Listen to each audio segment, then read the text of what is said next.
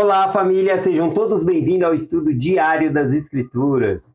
Hoje o vizinho está fazendo festa aqui, né? Aniversário aí, karaokê, pondo música. Espero que não atrapalhe o ambiente aqui para a gente estudar. A gente tem que estudar as Escrituras sempre, mesmo em ambiente, não devo dizer hostil, mas em ambiente que às vezes não é apropriado, no sentido de que, por exemplo, agora com som alto não é muito bom para se concentrar.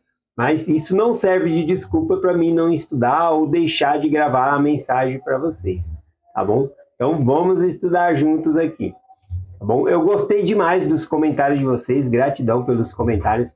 Entre os comentários, né, que eu ouvi o da Tati também.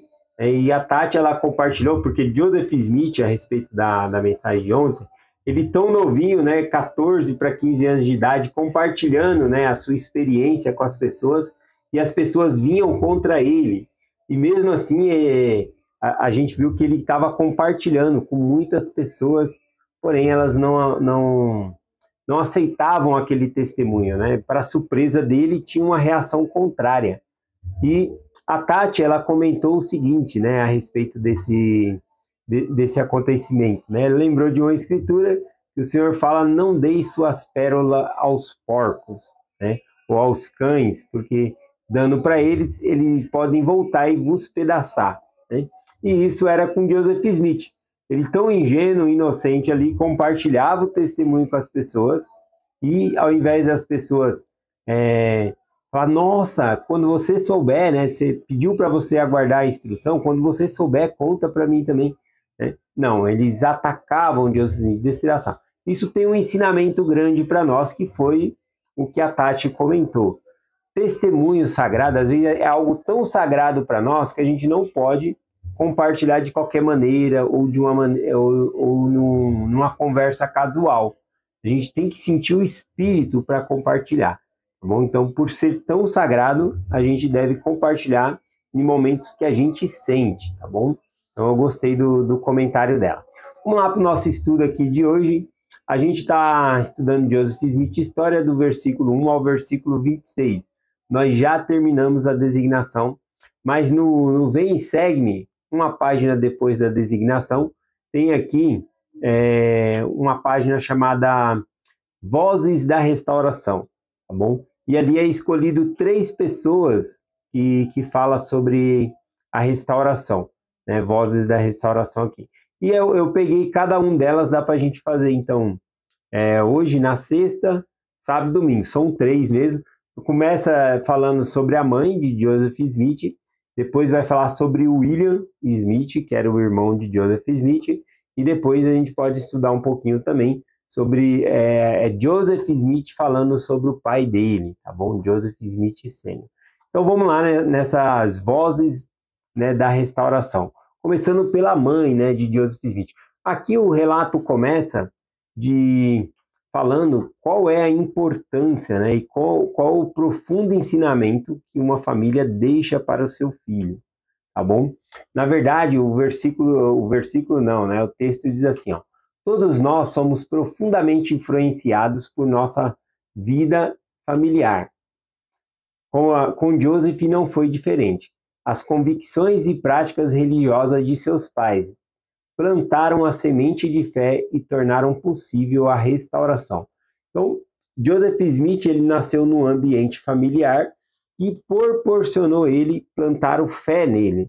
Tá? Já ensinaram ele sobre ler as escrituras, buscar as escrituras, tá bom? E isso foi fundamental. Ele via a mãe dele orando, né? A gente vai ver nos próximos relatos, não hoje, mas falando que o pai dele chamava todo mundo para ler as escrituras, depois cantavam um hino, oravam ali em família. Então, esse ambiente foi ótimo para Joseph Smith. Quem não quer, né, um lar que nos proporcione, né, uma proteção e nos ensine sobre o Evangelho, tá bom? Então, ele vai falar sobre isso aqui, ó.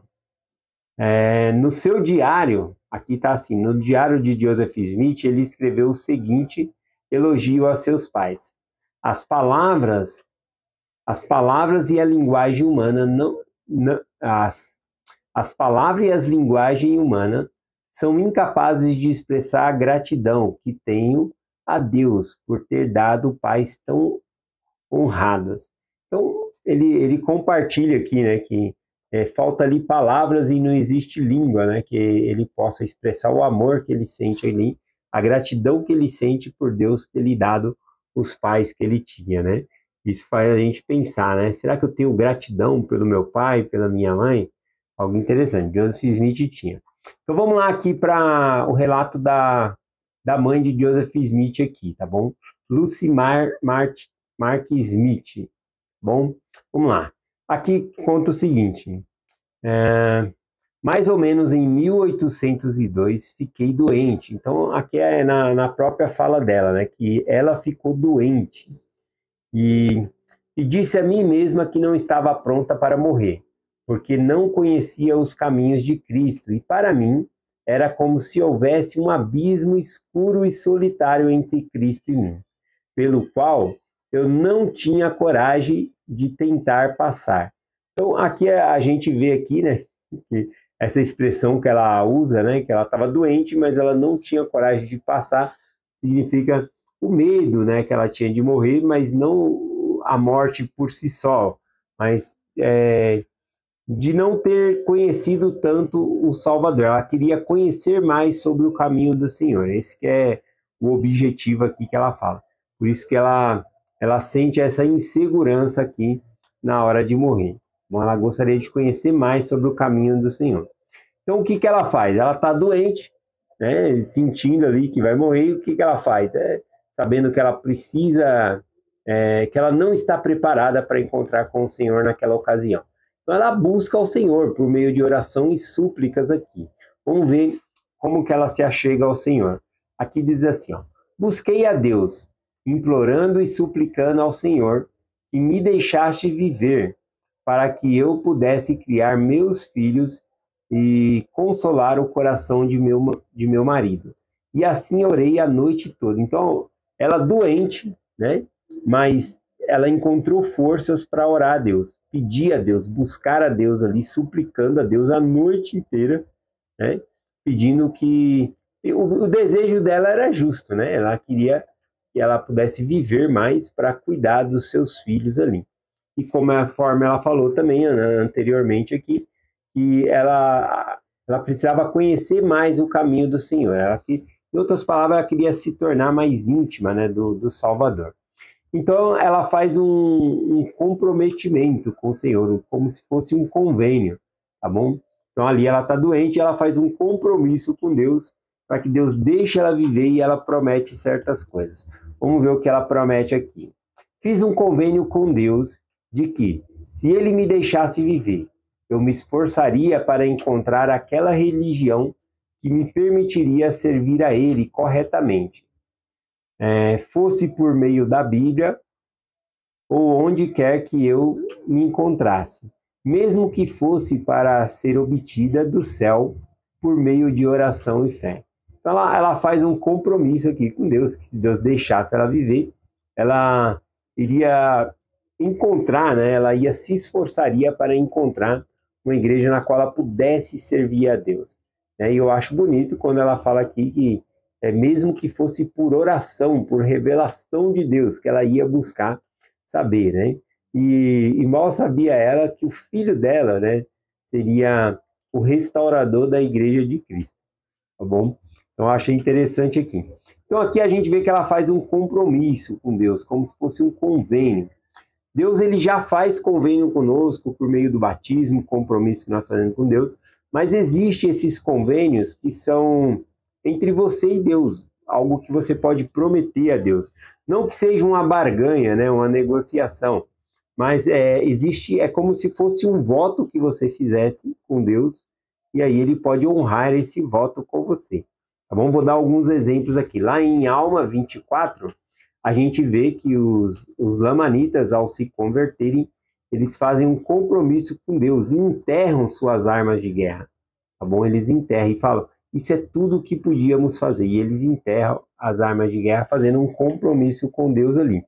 Só que eles fazem esse compromisso não pedindo nada em troca. Eles apenas queriam se conservar limpos, né, dos pecados que Deus já havia pagado lá deles, tá bom? Perdoado. Mas tem um outro voto aqui que vale a pena compartilhar, né? Que assim como Lucy ela fez um voto com Deus, um comprometimento aqui, né? Um acordo, um convênio. Também Ana, no Velho Testamento, lá a mãe de Samuel, ela fez, tá bom? Ela não podia ter filho, ela era estéril, e ela faz um compromisso com Deus, que se Deus lhe desse um filho, né? Vamos ler rapidinho aqui esse voto que é bem interessante. 1 Samuel, capítulo 1, lá no versículo 10, né, já falando que ela é estéril, tudo diz assim: ela, pois, com a amargura da alma, orou ao Senhor e chorou abundantemente. Então, ela estava chorando e orando ao Senhor a respeito da situação dela, que ela não podia ter filho e ela queria muito um filho. E fez um voto dizendo: Senhor dos exércitos, se benignamente atentares para a aflição de tua serva, porque ela não podia ter filho, e a mim, e de mim te lembrares, da tua serva, não te esqueceres, mas da tua serva deres um filho homem, ao Senhor te darei por todos os dias de sua vida, e sobre a sua cabeça não subirá navalha. Então ela promete aqui a Deus que se ele desse um filho para ela, que ela consagraria esse filho para Deus. Tá bom? De certa forma, as mães, né, as mães e os pais, eles consagram os seus filhos quando eles vão para a missão. Elas ficam, né, sem a presença dos filhos ali durante aquele determinado tempo, né, por amor ali ao Senhor. Então, é uma consagração. E aqui Ana, ela consagra o filho dela, ela promete que consagraria o filho dela ao Senhor. Bom, e nesse meio tempo aqui aparece Eli, né, ali, e Eli promete a ela: vai em paz, que o Senhor vai te conceder o seu pedido. Lá no versículo 18 diz então que o seu semblante então não era mais triste. Ela acreditou naquela palavra. A partir daquele momento ela não estava grávida, mas ela acreditou e mudou a situação dela, porque ela já creu que ela ia receber aquela bênção, né? E o versículo 20 então diz assim: e sucedeu que, passando algum tempo, Ana concebeu e deu à luz ao filho, e chamou o seu nome Samuel, porque dizia ela: eu o pedi ao Senhor, né? E o nome Samuel significa, o seu nome é El, né? Já simbolizando aqui Deus, né? Ou seja, é uma homenagem que Deus deu aquele filho para ela, tá bom? Então, vamos lá terminar aqui, né? Porque Lucy, né, a mãe de Joseph Smith, faz esse convênio com Deus e ela recebe uma resposta. A resposta que ela recebe diz assim: ó, por fim ouvir uma voz me dizendo: pedi e dar-vos-á, buscais e encontrarei, batei e abrir-vos-á. Não se turbe o vosso coração, credes em Deus, credes também em mim. Desse dia em diante, ganhei forças para continuar. Eu falava pouco sobre religião, embora esse assunto ocupasse inteiramente meus pensamentos. E decidi que eu procuraria encontrar, com toda a diligência, assim que possível, uma pessoa devota que conhecesse os caminhos de Deus para me orientar em relação às coisas divinas. Então, ela aqui, né, ela faz esse compromisso com Deus e ela ouve a voz do Senhor, né? E ela ouve justamente algumas escrituras que estão aí no Novo Testamento, tá bom? Pedi e bater-vos-á. Está lá em Mateus 7, versículo 7, né? Pedi, bater-vos-á, buscai e encontrareis, né? Batei e ser-vos-á aberta. Então aqui a primeira coisa é pedir, que ela já estava fazendo, buscando em oração. E aqui o restante ela fez uma ação, ela falou que procuraria, né, alguém para orientar ela no caminho do Senhor, tá bom? E também ela citou não, né? Aquela voz veio para ela e disse, João 14, versículo 1, não se turbe o vosso coração, credes em Deus, credes também em mim. Eu acredito que personalizada ali para ela significava para ela crer que tudo ia dar certo, que ela não ia morrer, né? E que ela seria abençoada daquele momento ali em diante, tá bom? Então essa é interessante esse tipo de revelação, porque veio de escrituras que ela já conhecia. Então, para nós, a revelação pode vir um versículo que eu já conheço, que o Espírito Santo vai manifestar em mim as palavras que eu já entesourei no meu coração. Então eu vou lembrar de um versículo. Então quando nós lembramos de um versículo, pode ser que seja uma revelação que nós estamos recebendo de uma pergunta que nós fizemos, tá bom? Então a gente pode tanto estar estudando as escrituras e aquela escritura saltar aos nossos olhos, ou acontecer como Lúcia aqui, né, orando ao Senhor, e essas escrituras veio não só na mente dela, mas ela ouviu uma voz dizendo essas escrituras para ela, e ela acreditou, e daquele momento em diante ela fica boa, tá bom? Então, essa é a mensagem que eu vou compartilhar hoje aqui, né, das vozes da restauração. Acho que uma das que foi escolhida aqui foi ela, justamente porque uma mãe influencia muito o filho no caminho do Senhor. Eu lembro muito de minha mãe me ajudando eu admirava muito minha mãe indo nas igrejas, eu acompanhava ela. Ver minha mãe ajoelhada, orando pelos filhos, e às vezes até chorando, né, por conta de algumas situações, aquilo mexia muito comigo, e ela era um exemplo para mim. E eu queria seguir o exemplo de minha mãe. Então minha mãe me influenciou muito em buscar o Senhor, sempre na minha vida, tá bom? Então é essa mensagem que eu compartilho com vocês, em nome de Jesus Cristo. Amém. Até amanhã.